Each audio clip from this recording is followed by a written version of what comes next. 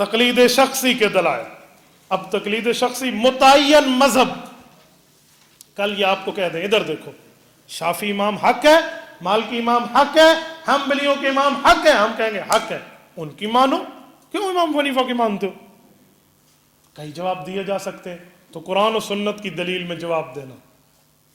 सूरत लुक़मान आयत नंबर 15, रब करीम फरमाते हैं वत्तबि सबील मन अनाब इलै, उस शख्स के रास्ते पे चलो जिसने मेरी तरफ आने के लिए लव लगा रखी है, मुझसे रुजू कर रखा है। अनाब इलै, अल्लाह से लव लगाई हुई है। वत्तबे सबीला, वत्तबे सुबुला नहीं है, सबील सिंगुलर है, वाहिद का सेगा है, और सुबुल जमा का सेगा है, प्लूरल है। तो रब वत्तबे सुबुला नहीं कहता, वत्तबे सबीला कहता है। पता चला एक वक्त में एक रास्ते को इख्तियार करना पड़ता है। आप दो दो तीन तीन रास्तों की तरफ मुझे ले जाते हो। वत्तबे सुबुला नहीं है, वत्तबे सबीला। आप कहेंगे अक्ल से भी समझा दो, मस्जिद आने के कई दरवाजे हैं, 1 2 3, इधर वाला 4, उधर वाला 5, इधर वाला 6 दरवाजे हैं। हर दरवाजा मस्जिद में खुलता है। कल आप कहेंगे मैं इस दरवाजे से नहीं, उस दरवाजे नहीं, उस दरवाजे नहीं, इस दरवाजे से आज इस दरवाजे, आप दरवाजे ही बदलते रहेंगे, मेहराब तक नहीं पहुंच पाएंगे। आपने मेहराब तक पहुंचना है तो एक दरवाजे का इस्तेमाल करें। आपने निजात पे जाना है तो हक सारे रास्ते हैं, बैक वक्त एक रास्ते पे आप चलेंगे। ये वत्तबे सबील मन अनाब इलै, ठीक हो गया? अब जरा समझिए, यही बात जो मैं कर रहा हूं ये मेरी जाती राय है, ये मुफस्सिरीन और माहिरीन शरीयत भी यही बताते हैं। जी हाँ, वो भी यही बताते हैं। सफ़ा 22 पर आइए, आपको तफसीर खाजिन का हवाला चाहिए। वो कहते हैं कि आप एक वक्त में एक रास्ते पे चलें, तो कहते हैं एक वक्त में एक रास्ते से मुराद का हुजूर पाक के बाद मन अनाब इलैया यानी अबा बकर सिद्दीक रज़ियल्लाहु अन्हु, हुजूर के बाद अकेले अबू बकर की बात मानी गई, अबू बकर के बाद अकेले हजरत उमर की मानी गई, फिर अकेले यूं, तो बैक वक्त एक माहिर की बात को माना जाता है। तो इसे कहते हैं तकलीद शख्सी, जो अल्लाह के कुरान से इसको सबूत मिल रहा है। और मेरे दोस्तों, दलील नंबर 2 में आइए। सही बुखारी में रसूल पाक अलैहिस्सलातु वस्सलाम का फरमान मौजूद है। हजरत जुबैर इब्न मुतइम रज़ी अल्लाह ने, मोहम्मद इब्न जुबैर मुतइम अपने वालिद जुबैर इब्न मुतइम से रिवायत लाए, फरमाते हैं अल्लाह के रसूल के पास एक औरत आई, अतत इमरातुन नबी सल्लल्लाहु अलैहि वसल्लम फअमरहा अन तर्ज, फरमाया बाद में आकर मसला पूछ लेना। क़ालत अरअयत इन जितु वलम अजिदका कअन्नहा तक़ूलुल मौत, वो खातून कहने लगी या रसूलल्लाह फिर आऊं और आप दुनिया छोड़ जाएं तो? हुजूर ने फरमाया इल्लम तजदीनी फअती अबा बकर, मैं नहीं होगा तो अबू बकर तो होगा। जहां खिलाफत की तरफ इशारा है वहां तकलीद शख्सी की भी दलील है। एक ही बंदे की तरफ लौटा है, एक ही मजहब। तो बहुत बड़ी दलीलों में एक दलील आ गई, तो तकलीद शख्सी को आप ऐसे इनकार नहीं कर सकते। दलील नंबर 3 में आई है, सही बुखारी जल्द नंबर 2, इस मीरास के मसले पर दलील है। आखिरी लफ्ज देखिए, ला तसअलूनी मादाम हादल हिब्रु फीकुम।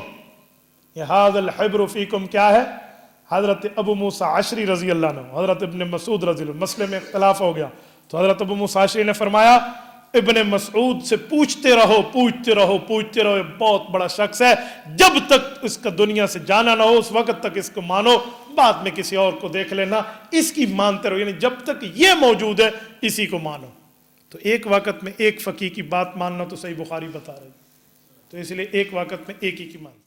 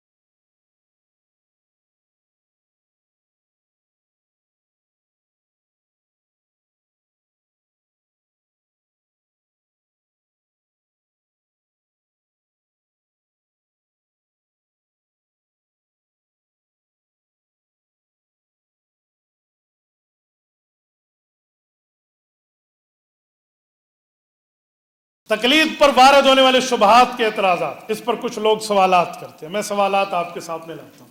ایک سوال وہ یہ کرتے ہیں الیوم اکملت لکم دینکم، دین مکمل ہو گیا، قرآن میں آ گیا، اب تقلید کہاں سے آئی؟ ان کو کہو الیوم اکملت لکم دینکم، صحیح بخاری کہاں سے آئی؟ اس وقت تو نہیں تھی۔ صحیح مسلم کہاں سے آئی؟ ابن ماجہ کہاں سے آئی؟ ترمذی کہاں سے آئی؟ نسائی کہاں سے آئی؟ ابو داود کہاں سے آئی؟ سنن ابن خزیمہ کہاں سے آئی؟ مسند ابی عوانہ کہاں سے آئی؟ مستدرک کہاں سے آئی؟ باقی کتب حدیث کہاں سے؟ یار الیوم اکملت لکم میں دین کے اصول مکمل ہوئے تھے، بعد میں سب کچھ سمجھایا گیا، تو میں نے کہا فقہ بھی بعد میں سمجھائی گئی، جیب میں رکھو، ہمیں نہ سنا الیوم اکملت لکم۔ اور الیوم اکملت لکم کے بعد ایک چیز بھی نازل نہیں ہوئی، نہیں کچھ نازل ہوا تھا۔ وہ کیا تھا؟ واتقوا یوما ترجعون فیہ الی اللہ کی آیت آئی تھی، اذا جاء نصر اللہ کی آیات آئے تھے، الصلاۃ الصلاۃ وما ملکت ایمانکم کی حدیث آئی تھی، اور اسی طرح رسول اللہ بالرفیق الاعلیٰ کی روایات، اور یہ ساری باتیں الیوم کے بعد تھی۔ تو میں نے کہا یہ سب کچھ دین کا ہو، بعد میں ہو الیوم کے، وہ خلاف نہیں ہے۔ تقلید کے مسائل پہ فقہا اصول اور فروع لکھ کر دے دیں، یہ الیوم کے خلاف کیوں ہے؟ اور میرے بھائی تھوڑا گزارا، وہ کہتے ہیں نا ایکسلیٹر پریدا، ٹھیک ہے نا، تو ایکسلیٹر پریدا، ٹھیک ہے نا، اتنا بھی آگے نہ آئیے، کچھ معاملات کو سامنے رکھیے۔ بیٹا فن پہلے ہوتا ہے، بعد میں اس کی چیزیں لکھوا دی جاتی ہیں، تو اس طرح سمجھائی گئی ہیں۔ ایک شبہ اور بھی کرتے ہیں، تقلید کا لفظ تو قرآن میں نہیں ہے۔ میں نے کہا توحید کا لفظ قرآن میں ہے نہیں، پھر توحید چھوڑ دو۔ کہتے نہیں قل هو اللہ احد میں توحید کا مطلب ثابت ہے۔ میں نے کہا واتبع سبیل من اناب الی میں تقلید کا مطلب بھی ثابت ہے، اس پر کیا اعتراض ہے؟ اچھا پھر پوچھیں گے قرآن میں تقلید سے منع کیا گیا ہے، بسم اللہ کر، پڑھ آیت پڑھ اور جرت کر پوری پڑھ، کہاں منع ہے؟ الفینا علیہ آباءنا، اللہ فرماتے ہیں ہم نے بڑوں کی بات مانی تھی، لوگ رو رہے تھے۔ تو میں نے کہا ذرا آگے بھی پڑھ لو اس آیت کو، پورا پڑھ لو تو بات پوری ہو جائے گی۔ یہ سورۃ بقرہ آیت نمبر 170 ہے، آگے لکھا ہوا ہے اَوَلَوْ كَانَ آبَاؤُهُمْ لَا يَعْقِلُونَ شَيْئًا وَلَا يَهْتَدُونَ، وہ ان بندوں کی بات انہوں نے مانی تھی جو بے وقوف بدو تھے، جاہل تھے، الچٹو من الڈگر تھے، چبل بٹا چبل تھے، اسی لیے ان کی بات مانی تو رو رہے تھے۔ اور ہم ان فقہا کی بات مان رہے ہیں جو معلم کائنات کے شاگرد صحابہ کا شاگرد ہے۔ یہ اعتراض ہم پہ ہوگا؟ آیت سچی ہے، تیرا استدلال کھوٹا سکہ ہے، کھوٹا سکہ پاکستان میں نہیں چلتا تو دین میں کہاں چلے گا؟ ٹھیک ہے، اس لیے آپ نے کوئی بات کرنی ہے تو دلیل میں لے کر آئیے۔ وہ فضول بندوں کے تقلید مذموم کو اٹھا کے تقلید محمود پہ لگاتے ہو، یوں نہیں ہو سکتا۔ ایک سوال یہ بھی کرتے ہیں خیر القرون میں تقلید تھی، یعنی جس زمانے کو حضور پاک علیہ السلام نے دعا دی؟ میں نے کہا جی ہاں تھی۔ دلیل؟ میں نے کہا دلیل دے رہا ہوں، امام ابن قیم رحمہ اللہ کو سلامی پیش کرتے تو تمہاری زبانیں تھکتی نہیں ہیں، اور ابن قیم رحمہ اللہ کے اعلام الموقعین عن رب العالمین کی جلد اول صفحہ 12 اٹھا لو، وہ فرماتے ہیں والذین حفظت عنہم الفتوی من اصحاب رسول اللہ صلی اللہ علیہ وسلم 130 الفا، کا پیغمبر اسلام کے بعد صحابہ کرام میں 130 وہ لوگ تھے جو شریعت کے مسائل بتاتے تھے، باقی ان کی بات کو مانتے تھے۔ بیٹا یہی تو تقلید ہے۔ اور تم کہو گے وہ مجتہد کہاں ہے؟ تم ان کی بات کیوں نہیں مانتے؟ تم حنفی شافی مالکی حنبلی کیوں بنے ہوئے ہو؟ تو میں کہہ چکا ہوں کہ ان کا مذہب سنایا اور بتایا ہوا تھا، اس وقت تک لکھوا کر نہیں دیا تھا۔ امام صاحب نے سن کر لکھ کے امت کو دیا ہے، اسے فقہ حنفی کہتے ہیں کہ لکھا ابو حنیفہ نے ہے، بتایا ہوا انہی کا ہے، یہ کوئی نئی چیز نہیں ہے۔ جس مسئلے پہ پیغمبر پہ صحابہ تھے ہم اسی مسئلے پہ رہیں، بس نام کا فرق ہے۔ حضور کے پاس جو قرآن تھا وہ صحابہ کرام کے ہاتھوں کا چمڑوں پر، پتھروں پر، ورقوں پر، پتوں پہ لکھا ہوا تھا۔ جو ہمارے پاس ہے وہ تاج کمپنی کا، ضیاء کمپنی کا، معارف القرآن کمپنی کا لکھا ہے۔ کوئی کہے حضور کے پاس تو پتوں پر لکھا ہوا قرآن تھا، تیرے پاس تاج کمپنی کا ہے، ہم نہیں مانتے۔ ہم کہیں گے قرآن وہ بھی تھا یہ بھی تھا، اس وقت زمانہ پتے کا تھا تو پتے پہ لکھا، اب زمانہ پرنٹ کا ہے تو پرنٹ پہ لکھا۔ بھائی اس زمانے میں بتانے کا فتویٰ تو صحابہ نے بتایا، ابو حنیفہ کے زمانے میں لکھوانے کی ترتیب عام تھی تو انہیں لکھ کے امت کو بتایا۔ مسئلہ دونوں کا ایک ہی ہے، یہ کوئی فرق نہیں ہے۔ ورنہ کوئی آپ کو کہے حضور پاک علیہ السلام جس مسجد میں نماز پڑھتے تھے اس کی چھت تو کچی ہوتی تھی، آپ جس میں پڑھتے ہیں پکی ہے، ہم کہیں گے مسجد وہ بھی تھی مسجد یہ بھی تھی، اس زمانے میں کچا تھا اس زمانے میں پکا ہے دونوں اللہ کے گھر، تو اس لیے اعتراض نہیں ہو سکتا۔ یہ بھی اعتراض کرتے ہیں قرآن میں ہے ہوا سماکم المسلمین، اللہ نے تمہارا نام مسلمان رکھا ہے، تم حنفی شافی مالکی کیوں ہو؟ میں نے کہا ہوا سماکم المسلمون، تم محمدی عصری اور سلفی کیوں ہو؟ اللہ نے نام مسلمان رکھا ہے، تو ہوا سما کو مسلم یہاں کہا گیا، تو یہ تو ہماری پہچان ہے۔ تو میں نے کہا بچوں یہ بھی ہماری پہچان ہے، ہم کافر کے مقابلے میں مسلمان ہیں، باقی اہل باطل کے مقابلے میں اہل سنت والجماعت ہے، حنفی شافی مالکی حنبلی میں حنفی ہماری باقیوں کے مقابلے میں پہچان ہے، جیسے بلوچی سندھی پٹھان اور اسی طرح پنجابی یہ ہماری ملک کی پہچان ہے، پاکستانی ہماری قوم کی پہچان ہے۔ تو ایک ایک چیز کی پہچان ہوتی ہے، اسی دین کے معاملے میں گھسیٹنا نہیں کہتے۔ اچھا چاروں مسئلوں میں اتفاق ہے، چاروں حضرات حق پر ہیں؟ میں نے کہا جی ہاں چاروں حق پر ہیں۔ تو عمل ایک پر آپ کیوں کرتے ہو؟ میں نے کہا سارے صحابہ سچے؟ جی ہاں۔ سارے انبیاء سچے؟ جی ہاں۔ تو کلمہ صرف حضور کا کیوں پڑھتے ہو؟ کوئی وجہ تو تم بھی دے دو گے، کوئی وجہ ہم بھی دے دیں گے۔ بھائیو وہ ہے وجہ یہی ہے، حق سارے ہیں، لیکن امام اعظم صحابہ کا شاگرد ہے۔ باقی مجتہدین ضرور ہیں پر انہوں نے صحابہ کو نہیں دیکھا، اس نے صحابہ کو دیکھا ہے، صحابہ سے پڑھا ہے، اس لیے یہ امام اعظم ہے، ہم اس کی بات مان لیں۔ ٹھیک ہے۔ اور ایک شبہ یہ بھی کیا جاتا ہے کہ امام ابو یوسف، امام محمد، ان کے مسئلے اور ہوتے تھے اور امام حنیفہ کے اور ہوتے تھے، تو تم امام ابو یوسف امام محمد کی بات بھی مانتے اور امام حنیفہ کی مانتے ہو، کیوں ان کی بات مانتے ہو؟ میں نے کہا سونے پتر تیرا دماغ خراب ہے، جب تجھے پورا مسئلہ پتہ ہو تو پھر بات کرنا۔ میں مقدمہ شامی کو لانے لگا ہوں۔ امام محمد امین بن عمر بن عبدالعزیز بن احمد بن عبد الرحیم المعروف امام ابن عابدین شامی رحمہ اللہ، المتوفى 1252 ہجری۔ آپ اٹھائیے رد المحتار کے مقدمہ جلد اول صفحہ 159 پر، مطلب صح عن الامام انہ قال اذا صح الحدیث فهو مذہبی، اس مطلب کے تحت لکھتے ہیں، فرما قال ابو یوسف رحمہ اللہ ما قلت قولا خالفت فيه ابا حنیفة الا قولا قد كان قاله واذا اخذ بقول واحد منهم يعلم قطعا انه يكون باخذ به قول ابي حنیفہ۔ یہ پوری ترتیب میں فرماتے ہیں کہ امام صاحب رحمۃ اللہ علیہ ایک مسئلے پر 5 باتیں بتاتے تھے، اس مسئلے کا یہ بھی حل حدیث کے مطابق، یہ بھی حل، یہ بھی حل، یہ بھی حل، یہ بھی حل ہے۔ پھر فرماتے یہ جو 5 مسائل ہیں پانچوں حق ہیں، تم بھی ماہر لوگ ہو دین کے، ہم بھی ماہر ہیں، اب دلیل کی بنیاد پہ جو آپ کو ٹھیک لگے ہم مان لیتے ہیں۔ تو ان 5 میں کسی ایک مسئلے کو ترجیح امام ابو یوسف دے دیں تو امام ابو یوسف کا قول، امام محمد دے دیں امام محمد کا قول، امام صاحب دے دیں امام صاحب کا قول، ہیں 5 امام صاحب کے۔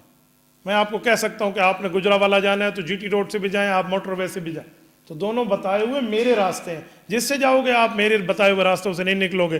ہم امام یوسف کا قول مانے، امام محمد کا مانے، امام حنیفہ کا مانے، ہم فقہ حنفی سے نہیں نکل رہے۔ الا قد کان قالہ، وہی قول امام صاحب کا ہوتا ہے، پوری بات مانے، آدھی بات نہ کریں۔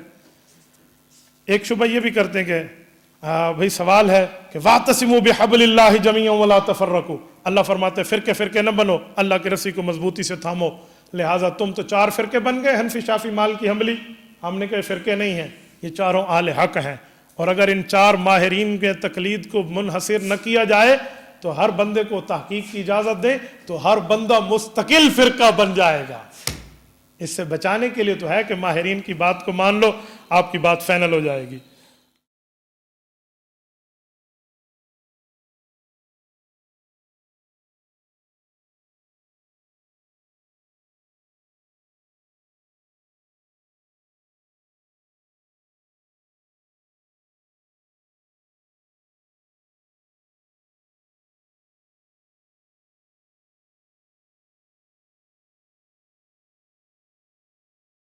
ترک تقلید کے نقصان، جو آدمی تقلید چھوڑ دے گا اس کا حشر کیا ہوگا؟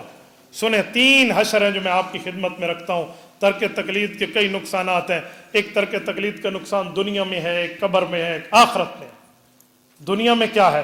دنیا میں اگر تقلید نہ کریں تو دین پہ عمل ہو ہی نہیں سکتا۔ مثلاً ایک بندے نے کہا میرا ابا بیمار ہے، ڈاکٹروں نے کہا اسے خون کی بوتل دینی پڑے گی، اس کا اے پازیٹیو ہے یا بی پازیٹیو ہے یا اے نیگیٹیو ہے یا بی نیگیٹیو ہے یا اس کا خون کا یہ نمبر ہے، اسے خون چاہیے۔ تو جو تقلید مانتا ہے یعنی ماہر کی بات پہ عمل کرنا جانتا ہے، وہ تو خون دینے اور لینے کی بات کو جانتا ہے، وہ کہے گا جی بالکل خون دے دو، جائز ہے، خون کی 2 بوتلیں لگا دو، 1 لگا دو، 10 لگا دو، بالکل ٹھیک ہے۔ کیوں؟ ماہر کی بات ہے، اور جو ماہر کی بات نہ مانے گا تو وہ تو خون دینے کا قائل نہیں ہو سکتا، بلکہ وہ خون نکالنے کا دل دادا ہو، کیونکہ حدیث پاک کے مطابق تو پچھنا لگوا کر خون نکالنا ثابت ہے، حضور کے زمانے میں خون دینا ثابت تو نہیں ہے، لیکن ماہر مجتہد کہے گا کہ خون نکالنا کیوں تھا؟ اس زمانے میں ڈاکٹروں کی تحقیق خون نکالنے سے صحت تھی، اس زمانے میں کچھ ڈاکٹروں کی تحقیق خون دینے سے صحت ہے۔ اصل حصول صحت ہے، اصل خون دینا اور لینا نہیں ہے۔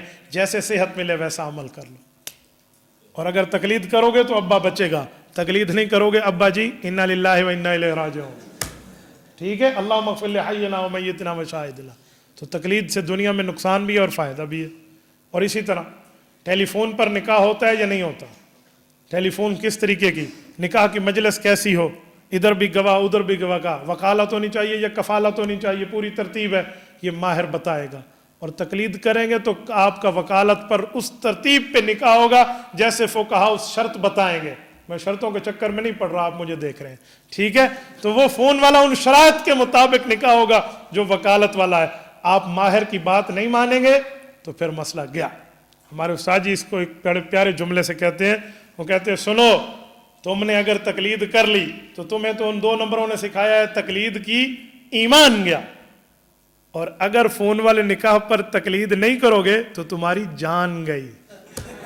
جان سمجھتے؟ بے بی مجھے ریپلائی تو کر دے، ہاں یہ وہی جان ہے۔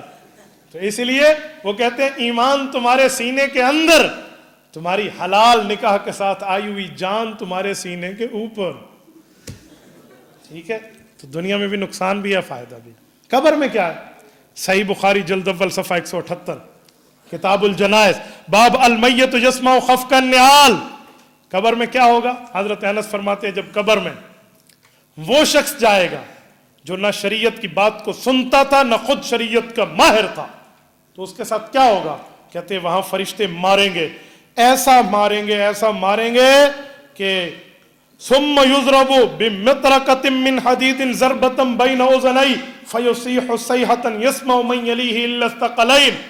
کن پٹی پر فرشتے ماریں گے، اور جب شریعت میں فرشتے اس کو مار کوٹ لیں گے، ہر دفعہ مارتے ہوئے شریعت فرشتے کہیں گے لا تلیت ولا دریت، لا تلیت ولا دریت۔ صحیح بخاری، لا تلیت پڑھا تو نے نہیں، ولا دریتا سمجھا تو نے نہیں۔ پڑھنا کیا اور سمجھا کیا؟ سمجھنا کہتے ہیں خود ماہر بننا، پڑھنا کہتے ہیں ماہر کی بات کو مان لینا۔ دوسرے لفظوں میں میں اس کا ترجمہ صحیح بخاری کی شرح سے لے کر آتا ہوں۔ محدث احمد علی سہارنپوری رحمہ اللہ فرماتے ہیں اے لا علمت بنفسک بالاستدلال ولا اتبعت العلماء بالتقلید فیما یقولون۔ کہ بندے نہ تو نے پڑھا یعنی تو مقلد بھی نہ رہا، نہ تو نے سمجھا تو مجتہد بھی نہیں رہا، اب تیری قسمت میں قبر میں ڈنڈے۔ تو یہ حالت ہوگی، تو یہ قبر میں۔ آخرت میں کیا ہوگی؟ کہ جب آخرت میں اٹھیں گے تو سورۃ ملک آیت نمبر 10 میں جہنمی جہنم میں کہیں گے لو کنا نسمع او نعقل ما کنا فی اصحاب السعیر۔ ہم جہنمی نہ ہوتے جو 2 کام کر لیتے، نسمع او نعقل۔ سورۃ ملک پارہ نمبر 29 پہلا صفحہ پہلا رکوع، 2 کام کرتے تو جہنمی نہ ہوتے۔ وہ 2 کام کون سے ہیں؟ نسمع او نعقل، سن لیتے یا سمجھ لیتے۔ سن لیتے سے مراد کیا ہے اور سمجھ لیتے سے مراد کیا ہے، یہ بات واضح ہو جائے گی۔ حضرت مولانا شاہ عبدالعزیز محدث دہلوی رحمہ اللہ تفسیر عزیزی میں لکھتے ہیں سمجھنے سے مراد تقلید، سمجھنے سے مراد اجتہاد ہے کہ مجتہد بن جاتے، اور سننے سے مراد تقلید ہے کہ یا ہم مقلد ہوتے یا مجتہد ہوتے تو جہنمی نہ ہوتے۔ تو یہ دنیا میں بھی نقصان بنے گا ترک تقلید پر، آخرت میں بھی نقصان بنے گا، قبر میں بھی نقصان بنے گا۔ اللہ آپ کو رحم صراط مستقیم عطا فرمائے، دین اسلام پہ عمل کی توفیق عطا فرمائے۔ جزاکم اللہ۔